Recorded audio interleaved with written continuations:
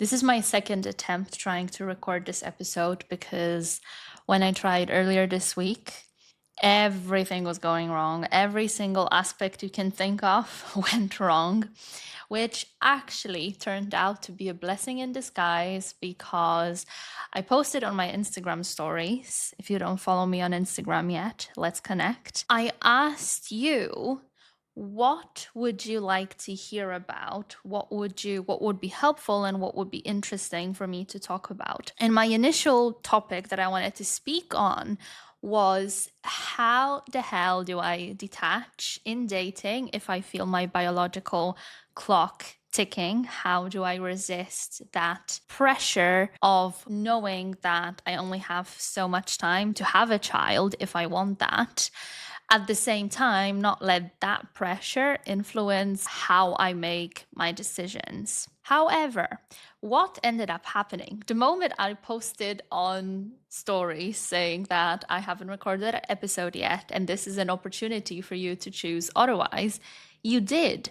So the topic you chose was 3 things not to say to a man. And as I was preparing for it, I actually ended up with 6 things. So this is going to be a slightly extended version, but this is how we arrived here where we are now. If you still want me to do the detaching despite the biological pressure episode, let me know in the comments. You can also DM me about it.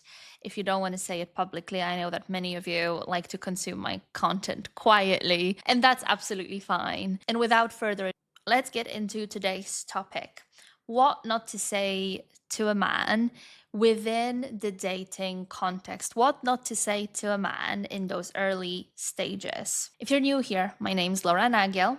I'm a dating strategist for high achieving women and the author of the Dream Framework, the first and only dating coaching program with a 6-month results guarantee. I have helped over 100 women find the one within weeks and months, and I would love for your story to be next. Let's get into it. So, phrase number 1, I don't want to scare you off, or something along these lines. I don't know if you're ready for this. Maybe it's too early for me to say it, but what you mean by saying this, I don't want to scare you off, you want to show self awareness, right? You want to show that you have your standards, you know what you want, you're very decisive about it, but it reads as a woman that doesn't fully accept herself. So while you might want to come across as self aware and very down to earth, what you do is you signal that you don't fully accept yourself, and that instantly changes the dynamics in this new connection, because you go from the man pursuing you, trying to court you and get your attention, to you admitting, okay, there is something that is off about me. I am hoping you will accept me anyway. And that's not where you want to be. This is not how the dynamic of the man being crazy about you is created. So don't give him the power before he even earned it. And share whatever you feel like sharing without these disclaimers about if it's too much, if it's scary, if it's something unusual. Don't say that. That's for him to determine. And if he does think that you are too much and stops talking to you based on that, that's fine too. Because think about it. In the initial stages, what are the things that you talk about? You talk about your lifestyle, you talk about your preferences, you talk about your vision for the future. And so, if any of these things make him go, ooh, that's too much, that's not something that I want, then that's perfect, because it saves you time talking to the wrong person. It gives you a message that there's no alignment. And this guy, by leaving, by moving on, he actually creates space for somebody who's better aligned with you. So don't be afraid to turn men off, and definitely quit using these disclaimers in conversations. And if you feel like you know what you want, you have your standards, and yet deep down you feel doubt that it is possible for you to get it all, go to the description of this episode and take my free dating audit. It will tell you exactly what that factor is that makes you doubt in yourself within the dating context and the next 3 steps to fix it. The link will be in the description. Phrase number 2, I'm really bad at relationships. Because one, what does that even mean? What you probably mean to say is that I've been hurt before, I can't seem to make it work.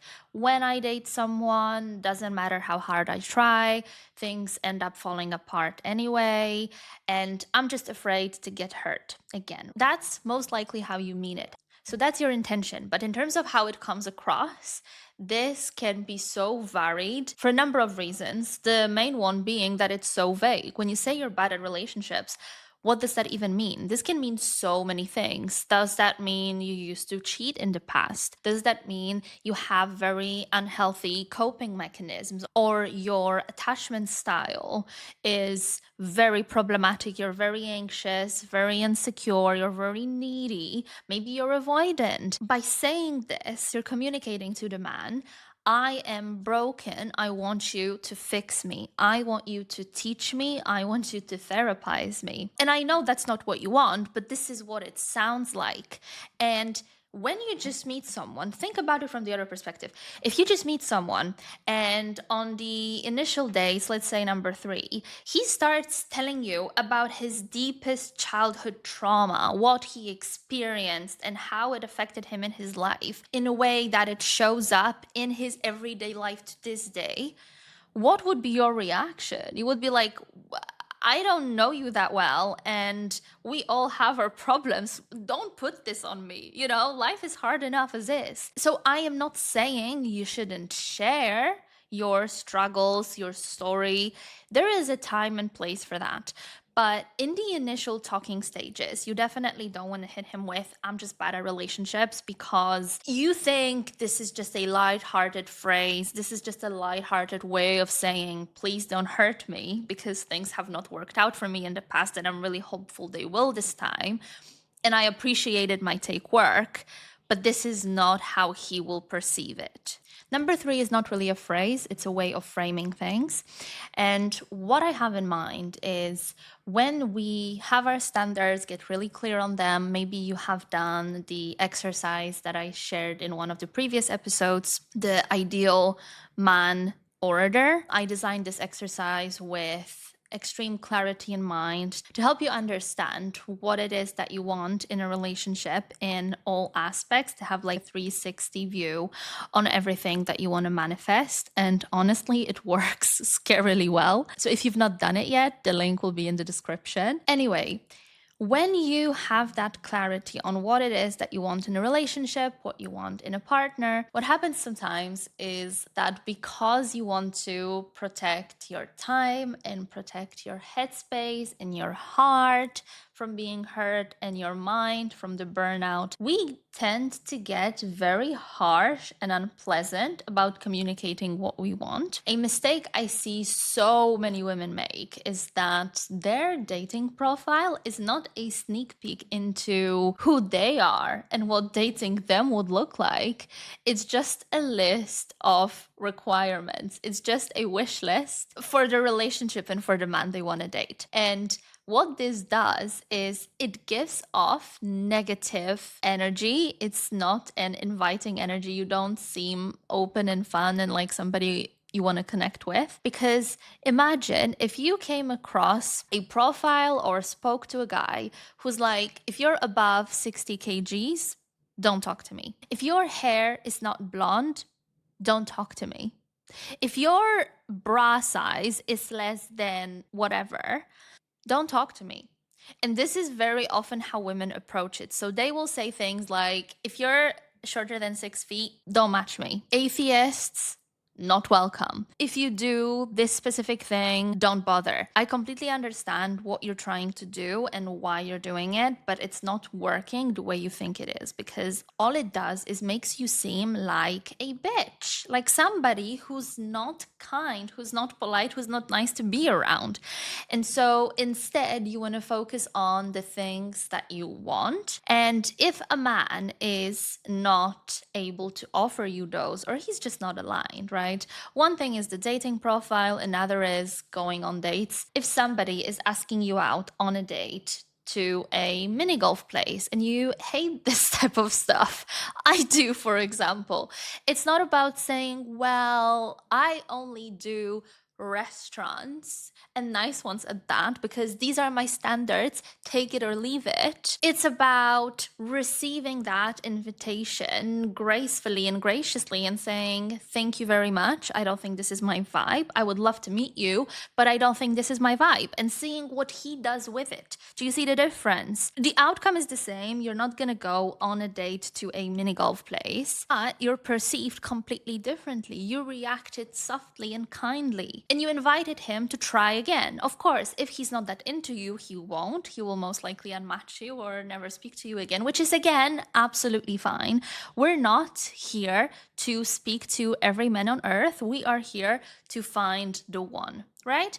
So if that doesn't work for him, that's okay. But sometimes we are expecting men to read our minds. We are expecting men to know what we want, even though they don't know us. And I understand that we have to communicate it somehow. However, the way to do it is not by putting out that list or rejecting invitations in a very masculine, harsh, and unpleasant manner. Grace and kindness always, always, always works better in the context of dating. I'm not going to teach you on business, but in the context of dating, kindness, sweetness, and a smile always work 100% better than any type of pressure or mental gymnastics you will try to perform in front of a man. This brings me to point number 4, which is mentioning your ex. And it doesn't matter if this is in a negative or positive context. In the initial stages, there's just no place for that, because why would you? If you want to set a standard, right? In the previous point, we spoke about standards.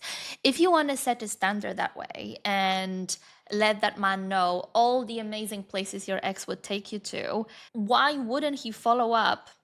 Then the question is, if your ex was so amazing, why are you not with him, right? Is there some sort of unfinished business? Did he leave you? Are you seeing him as the one who got away?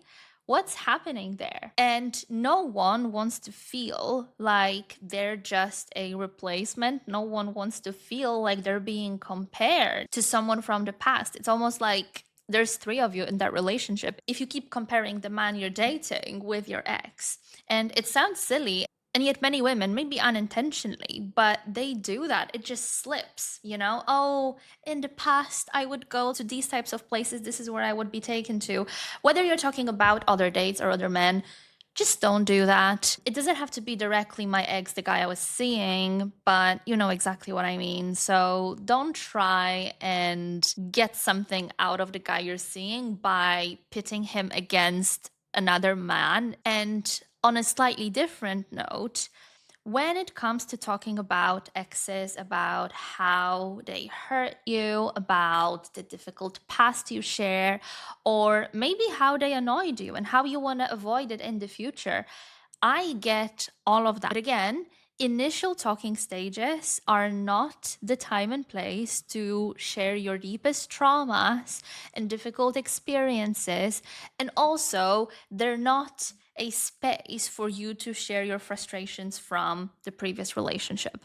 One, for the reason that it might read as you not being quite finished with that past relationship. And 2, it invites this negative energy of these are the things I want to avoid. Very similarly to what I said about putting all of these things you don't want on your dating profile instead of positioning yourself in a way that attracts a man that you actually do want to date.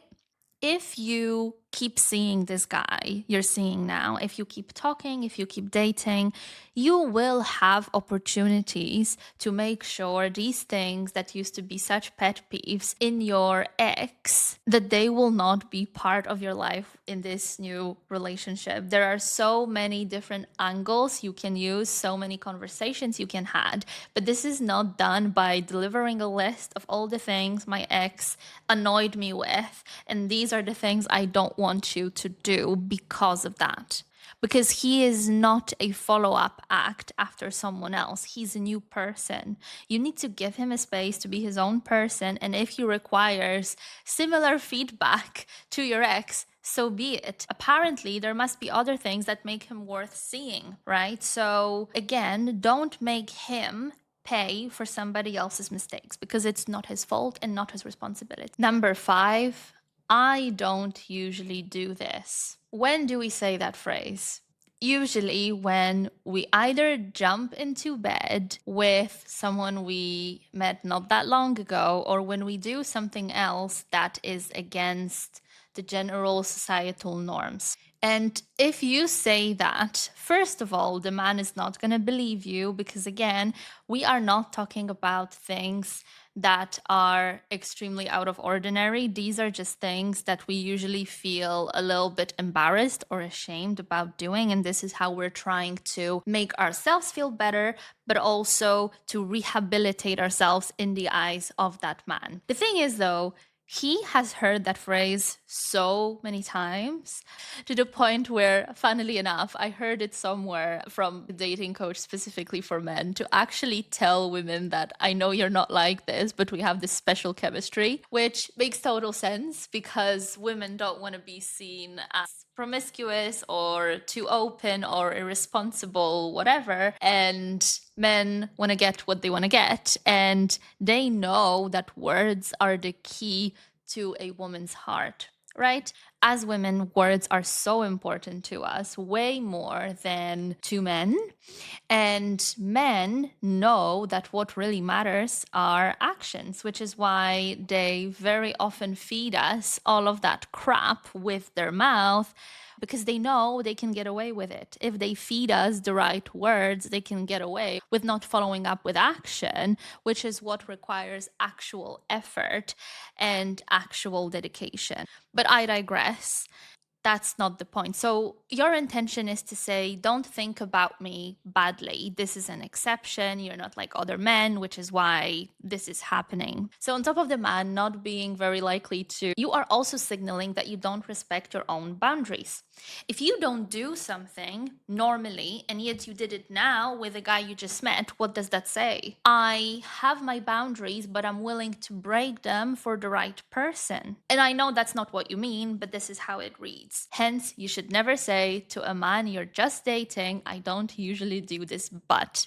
Number 5 is not a phrase, but it's a general attitude. It's an attitude of putting other women down or talking about your other dates in a very negative way, maybe ridiculing them. I know that sometimes a date might feel awkward and you just want to lighten up the mood. So, what's a better topic than your crazy dating experiences and dating fails? We all have them. Some of them are more hilarious than others. But let's not forget, as funny as they are to share with friends, you are on a date here. But let's not forget, as fun as they are to share with your girlfriends, you are with your potential partner here. Would you want to hear about other women he was dating or is dating at the moment? Of course, when it's early days and no exclusivity has been discussed, it's normal that you will be seeing other people. But saying that out loud doesn't make anyone feel good about it, does it? As normal as it is, nobody wants to feel like just a number. Nobody wants to feel like they're running in a race in order to win your attention. You wouldn't want to hear about the other women he saw this week either, right? Doesn't matter how hilarious the story would be. And so my advice is, doesn't matter how hilarious the story, leave it for your friends, leave it for your colleagues, leave it for social stories, but don't discuss it with your partner because there is no benefit to that. And when it comes to putting other women down, honestly, it just reads as a massive pick me, and it just reads as a massive insecurity on your end. Because if you have a healthy self esteem, if you are confident, why would you need to point out other people's shortcomings? The reason why we point out others' shortcomings is either because we want to gossip, which is a very low instinct and a very low activity, which is aimed at what? Making ourselves feel better, because gossip is nothing else than judging people. It's discussing what they do, but in a negative light. You're not gossiping about someone if you're talking about how inspiring and amazing they are. This is very often with the tone of ridicule, with the tone of laughing at them, and not understanding their motives. And don't get me wrong, we all gossip from time to time, but this is definitely not a topic of conversation for a date or with a man you just started seeing, because one, it points to that insecurity, but two, it makes you come across as an extremely judgy and close-minded person, which if you're listening to this, I don't think you are. And just because we do something occasionally doesn't mean we always do that. And as much as I don't recommend it at all, because the more you gossip, the more you judge others, the more you yourself fear being judged, which ends up backfiring and very often keeping you paralyzed and stuck in a situation because you're afraid of being seen, either failing or making the wrong move. So I don't recommend gossiping as an activity in general, but definitely not in the dating context. Doesn't matter how funny the story. Saying that you are happy to just see where things go, that you're happy to take it slow, that you're open to whatever. I'm sorry, but I have to put it out there because it's important. Saying that you're happy to just explore and see how things go when you know exactly that what you want is marriage or a long term relationship, or maybe a long term relationship and a family, is doing a disservice both to you and the man you're seeing. Because if he just wants to chill and date casually, that's his prerogative, right? But if that's not what you want, you are setting yourself up for failure. You are setting yourself up for difficulties with communicating your needs, because if you tell him, I don't know what I'm looking for, let's explore together, then you're agreeing to things developing slowly, because he needs to take his time in order to assess whether he wants to date you or not, whether he wants to be serious with you or not. So if you say that you're just happy to see where it goes, you cannot be angry at a man for taking your word at face value and not trying to read between the lines. If you said you're happy with things being casual, then don't be surprised when they're casual and that's just it. You can't earn your way into commitment, because if this man right now is not in the stage of life where he is looking for commitment, it doesn't matter how amazing you are, how beautiful you are, how great the sex is, he's not going to change his mind. So honesty is the best policy in life in general, in 99% cases, but especially when it comes to expectations. If you want me to do an episode on communication and expectations in the early stages of dating, let me know either in comments or in DMs, and I will be happy to consider that. That's it for today. Let me know if this was helpful, and if you're tired of trying to DIY your dating life, of trying to put together all these different pieces of advice on the internet, take my free dating audit. It will tell you exactly what your biggest problem is in dating and the first 3 steps towards fixing it. See you next week.